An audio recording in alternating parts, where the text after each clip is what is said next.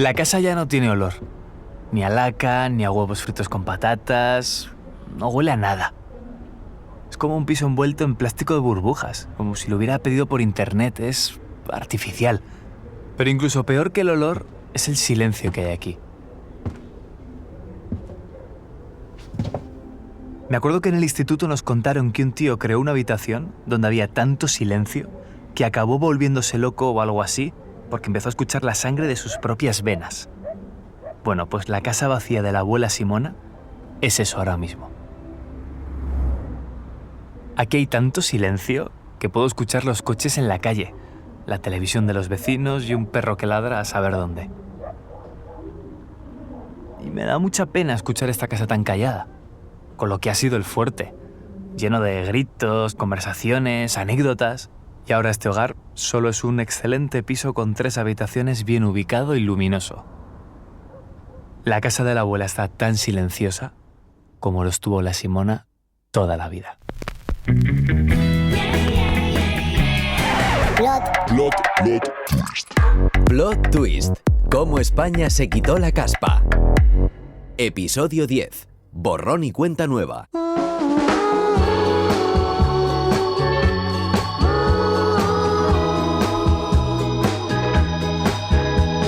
Azucena, Carlos, Paloma o Paquita me han hablado sin tapujos de cómo era vivir en la época franquista, cosa que mi abuela nunca hizo. Es verdad que no le pregunté, eso lo reconozco, pero yo no recuerdo a la Simona ni siquiera nombrar la palabra franquismo. Ella era más bien de decir: otros tiempos, Martín. No merece la pena remover. Pues a mí por lo menos sí me ha merecido la pena remover. Estos días he aprendido más cosas sobre la historia de España que en toda mi vida anterior. Pero me queda la duda: ¿por qué muchos abuelos no nos han contado nada de los años de la dictadura? Se lo pregunta al periodista Carlos Santos y me cuenta que muchas familias de izquierdas jamás hablaron sobre la represión de la época franquista hasta que el PSOE llegó al poder en las elecciones del 28 de octubre del 82. Es decir, hasta que no sintieron que de verdad España había dejado atrás la dictadura. Ese fue el caso de 2 amigos de Carlos, Mercedes y Adrián. Mercedes se enteró de que su padre había sido represaliado en la guerra en la noche del 28 de octubre de 1982. Adrián se enteró de que su padre había sido condenado a muerte 3 veces en la noche del 28 de octubre de 1982. No sabían que sus padres habían sido de izquierdas, que sus padres habían estado en la cárcel.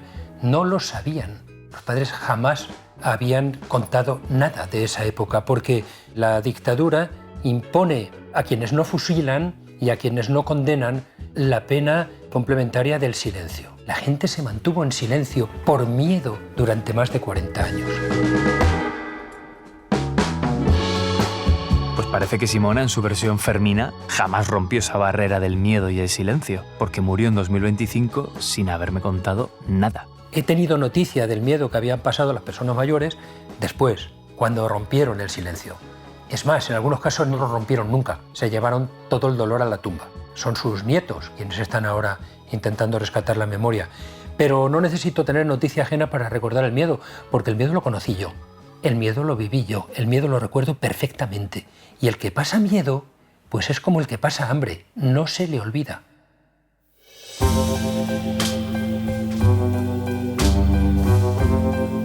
Ya veo que el silencio ha sido una técnica para pasar página en España, y que también tiraron del clásico borrón y cuenta nueva para hacer el plot twist de la dictadura a la democracia. Veo aquí que en 1977 aprobaron una ley de amnistía para borrar la represión y los castigos de los franquistas con las personas que lucharon por la democracia. Esa ley perdonaba lo que la dictadura consideraba delitos políticos. A ver esto...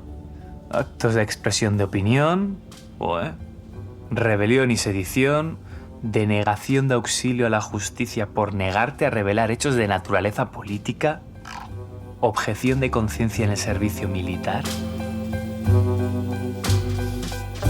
El objetivo de esta ley era reconciliar a muchísima gente que pensaba de un modo muy, pero que muy distinto. Y así tiraron pa'lante, pa'lante y pa'lante. Y por eso de mirar siempre al futuro y no mirar atrás ni para coger impulso, muchos creen que hubo cosas que se dejaron a medio hacer. Eso es lo que piensa la directora de cine Azucena Rodríguez. La democracia española no se reconoce en los que luchamos y lucharon por ella. Muchas españolas y muchos españoles murieron luchando porque hubiese un Congreso de los Diputados. Dicen, es abrir heridas. No, es que no se han cerrado, hay que cerrarlas para que cicatricen. Es una anormalidad que no se reconozcan en la gente que luchó, en la gente que dio la libertad, dio la vida, que se exilió, porque hoy todos podamos vivir en paz democráticamente. Las famosas heridas. Mi padre siempre me dice lo mismo. Martín, los griegos. Los griegos han sido la civilización más lista. Ante cualquier duda, los griegos. Pues mira, aquí tienes razón. Tenía yo un pálpito con la palabra herida y al googlearla resulta que herida en griego se dice trauma. Esto es súper interesante porque trauma es un concepto que veo muy repetido en todo lo que estoy leyendo sobre el silencio después de 40 años de dictadura.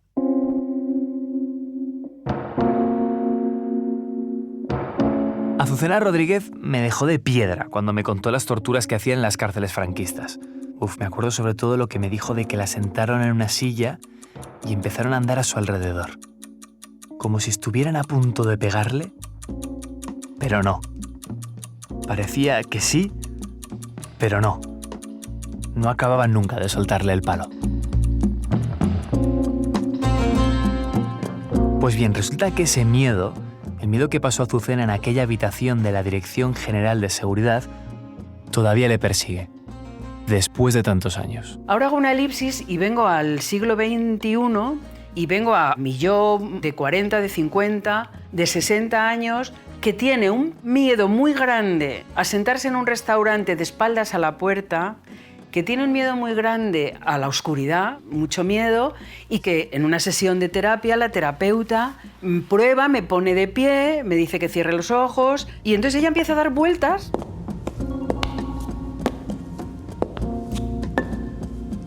O sea, empieza a decirme cosas alrededor.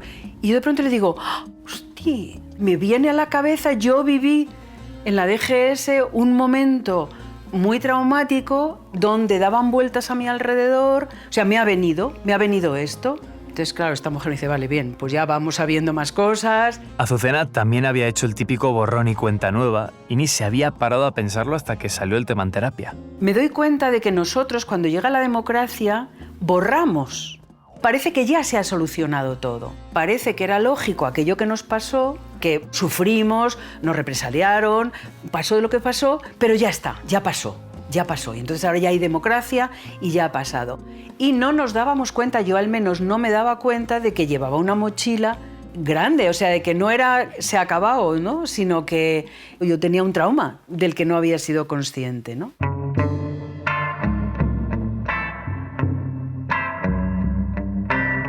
Hace no mucho me salió en Instagram un reel que hablaba de una abogada y psicóloga francesa, una tal Anne Schustenwanger, que decía que si no se habla lo suficiente de un trauma cuando sucede, puede volver a la familia 50 o 100 años después, como si fuera una especie de maldición, así en plan mal rollo.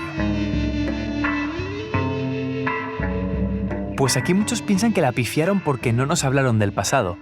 Carmen Ortiz, que es experta en derechos humanos, me dice algo muy revelador. Cometimos un error y nuestro error fue que conseguimos un gran avance, pero se nos olvidó explicarles a los jóvenes lo que había costado, porque ¿para qué les íbamos a crear más dificultades? Pobrecitos míos. Bueno, supongo que alguien se dio cuenta de ese error y por eso promulgaron la Ley de Memoria Histórica y después la Ley de Memoria Democrática. Y veo que lo que dice esta ley es que hay que reparar a las víctimas del franquismo e intentar que no vuelva a haber una dictadura. Mira esto qué interesante, dice: el sistema educativo español incluirá el conocimiento de la historia y de la memoria democrática española y la lucha por los valores y libertades democráticas. O sea, que en las clases de historia hay que hablar de la guerra civil, el régimen franquista, la transición y la consolidación democrática. Pues coincide con el discurso de todos. Es lo que el abogado Paco Birseda me dice en una frase que parece una cita de estas de los clásicos. La memoria es fundamental que se preserve, porque si no, se repiten errores y se configuran ideas alocadas de cosas que no son ciertas. Yo la verdad es que no le he contado nada sobre esta investigación a mi grupo de amigos. Creo que no les va a interesar, pero hombre, igual entre cerveza y cerveza, pues les puedo dar la chapa con todo lo que he aprendido. Así como quien no quiere la cosa. Por eso me encanta esto que me cuenta el especialista en cultura democrática Ricardo Pérez Solero. La gente joven tenemos que empezar a involucrarnos un poco, coño. Hay que buscar sistemas de participación de la gente joven nueva, de cualquier forma. Yo a gente de mi edad política le digo, es que esta sociedad no tiene nada que ver con la nuestra, es que no tiene nada que ver. Aquí se trata de construir una convivencia día a día, entre todos, entre personas de muy diferentes orígenes, con muy diferentes sensibilidades, con una mercantilización de la sociedad que llega a límites insospechados.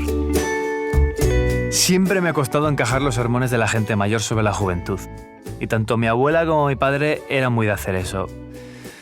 Pero después de todo este viaje, no puedo evitar escuchar con atención estas palabras de la abogada laborista Paquita Sauquillo. Hoy vivís muchísimo mejor, pero sin comparación, que vuestros abuelos, porque vivís en libertad, vivís en democracia. Las casas que tenéis, aunque sean pequeñas, tiene condiciones de agua caliente y tiene ascensor. Y tiene unos barrios mejores, en donde si te pones enfermo tienes un hospital, tienes el centro. Ahora, eso hay que defenderlo, pero hay que avanzar, porque tú efectivamente tienes necesidad de otro mundo y de otra situación, pero no la compares con que aquello era estupendo, no, aquello era fatal. Tus bisabuelos vivieron en unas condiciones infrahumanas y ahora tú tienes que vivir en unas condiciones de ser humano y defender los derechos humanos, defender al otro. Entonces, no mires al pasado, mira al presente y al futuro tiene que ser mejor que el pasado. Si me tengo que quedar con una idea de todo esto, creo que debe ser con esta. Lo primero que tengo que hacer para pensar en un país mejor es imaginarlo. Azucena Rodríguez también me levanta bastante el ánimo con esto que me dice y oye, lo mismo me convence y me quita de encima el sentimiento derrotista tan pop que tenemos hoy. ¿Qué pasa hoy en la juventud? A mí lo que me parece es que donde ha ganado el sistema es quitarle la esperanza, quitarles esa fuerza, ¿no? La confianza en que puedes cambiar las cosas. Si te quitan eso, es la jugada perfecta por parte del poder. A ellos les viene de maravilla que te estés convencido de que no puedes hacer nada. Hay otra verdad bastante objetiva que no es opinable y es que juntos se puede, o sea, que es que juntos es la manera de hacerlo. Pásalo bien con tu gente y que les den por saco a los que nos amargan la vida, ¿no? Mi padre y yo acabamos de hacer la última caja de la casa de la abuela. Hemos metido una radio vieja, unos tomos de la enciclopedia Espasa y un pelador de patatas. Eso me lo voy a quedar yo. Me gusta que una parte de su cocina esté en mi cocina. Mi padre me espera en el salón con las llaves en la mano. Y yo pienso en lo que me ha dicho Paquita, en que toca avanzar. Oye, Martín, ¿quieres quedarte un rato más? Aquí, tú solo. Me voy con las cajas y te paso a recoger en 1 hora o así. No. Ya he disfrutado de esta casa muchos años, ya está bien así. Venga, anda. Dame esa caja, que estás ya mayor y te vas a reventar la espalda. ¿Mayor yo? ¿Pero tú qué dices, chaval? Bajo yo 20 cajas mientras tú coges una. Si anda, ya quisieras, hombre. Si tu gimnasio es la cerveza, el sofá y si acaso levantarte a por algo más a la nevera. Pero me digas tú tampoco cosas así. Si es que vosotros sois unos flojos.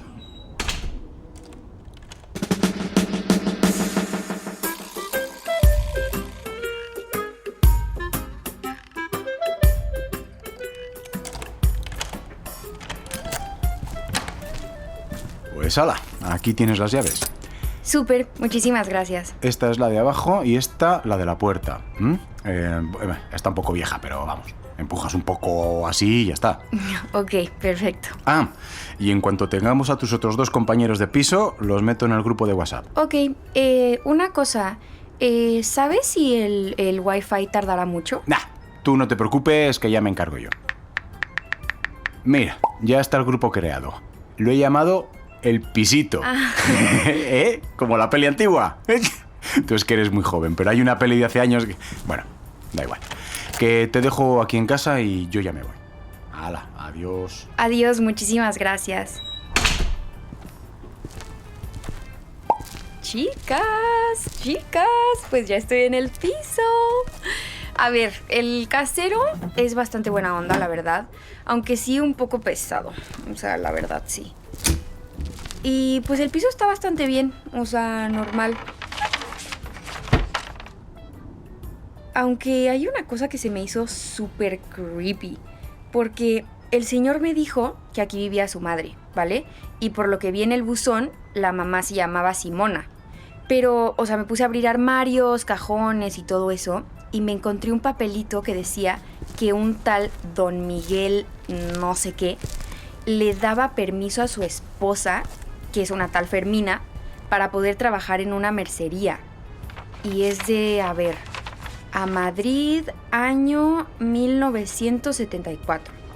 O sea, que tenían una hija que se llamaba Fermina, pero no tiene sentido porque dice su esposa. O sea, entonces aquí vivía otra mujer además de Simona. Bueno, no entiendo, pero X, eso da igual. Lo que no me puedo creer es que, o sea, el marido le tenía que dar permiso. O sea, díganme que no me están grabando. A ver, esperen. Voy a hacer un CSI y ahora les cuento todo lo que investigué. En España, las mujeres tenían que pedir permiso a sus maridos para poder trabajar. Sí, efectivamente. Durante gran parte de la década de los 70, en España, las mujeres casadas necesitaban legalmente el permiso de sus maridos para poder trabajar fuera de casa. No, ¿cómo? O sea... Esta restricción formaba parte de lo que se conocía como la licencia marital, una figura jurídica heredada del Código Civil de 1889 que fue reforzada durante la dictadura franquista. ¿Una figura jurídica? ¿Qué? La situación empezó a cambiar al final de la dictadura. El hito fundamental fue la Ley 14/1975, de 2 de mayo, que reformó el Código Civil. ¿Te gustaría que te diera más detalles sobre otros derechos que las mujeres ganaron durante la transición española? Sí. A ver, dime todo lo que las mujeres no podían hacer durante la dictadura.